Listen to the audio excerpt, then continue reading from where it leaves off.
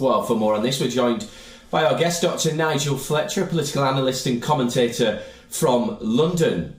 Dr. Nigel, interesting news with Boris Johnson returning potentially to the political front line. Do you think that's likely to be a popular move with the electorate? Well, it's quite difficult to see what the plan is going to be, because, as you mentioned in your introduction, it hasn't been the happiest of relationships between Rishi Sunak and Boris Johnson. And I think it's interesting that in that report in the Times, they're very clear that it's highly unlikely that the two of them will appear together, which seems a little bit odd if you're having a general election campaign where Boris Johnson is supposed to be your secret weapon. The fact that he can't appear with the Prime Minister is a little bit peculiar, but it's quite clear to see why this would be attractive to the Conservatives.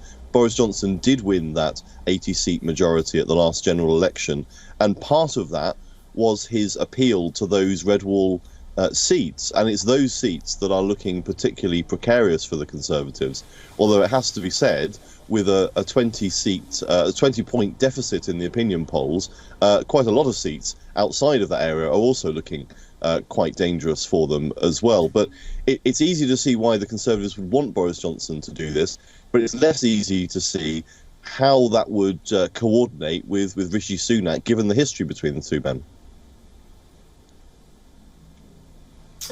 Yes, and I take your point there. As a man from one of those red wall seats that turned blue at the last election, the interesting point for me is that Johnson was indeed exceptionally popular in 2019. But since then, of course, we had the pandemic, we've had Partygate, and we've had the quite interesting, shall we say, prime ministerialship of Boris Johnson. I'm not sure the popularity in those red wall seats, from my experience, is still there. Do you think that he's still as popular in those areas?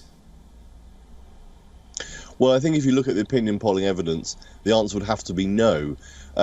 He was a very popular Prime Minister for those seats, but it's one of these quirks of electoral politics that he had a unique appeal to a particular subset of voters, those who had voted Leave at the referendum in 2016, where, of course, Boris Johnson was a very prominent figure. And so when we got to the election in 2019, he had a particular appeal to them.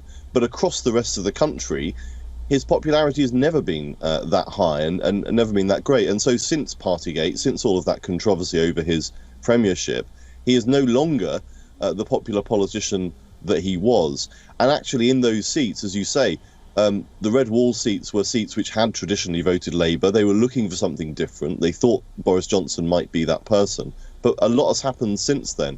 And I think the evidence shows that they lent their votes to the Conservatives, but a lot of them remain to be convinced. And I think after the premiership that he had, it's certainly not clear that he would still have that appeal. But it is quite an attractive option, and I think it does show that the Conservatives are sort of casting around for anything that might help them at the next election. And I think that the sort of send for Boris kind of idea, which a lot of his supporters have been briefing for a long time, is one that I think eventually was going to come up. But I think, frankly, it's going to take a bit more than that to save them at the next election, given the state of the polls with Labour having a 20-point lead. Yeah, one thing's for certain, I'm sure he's going to generate some headlines over the coming months. Dr. Nigel Fletcher, political analyst and commentator from London, many thanks for your insight.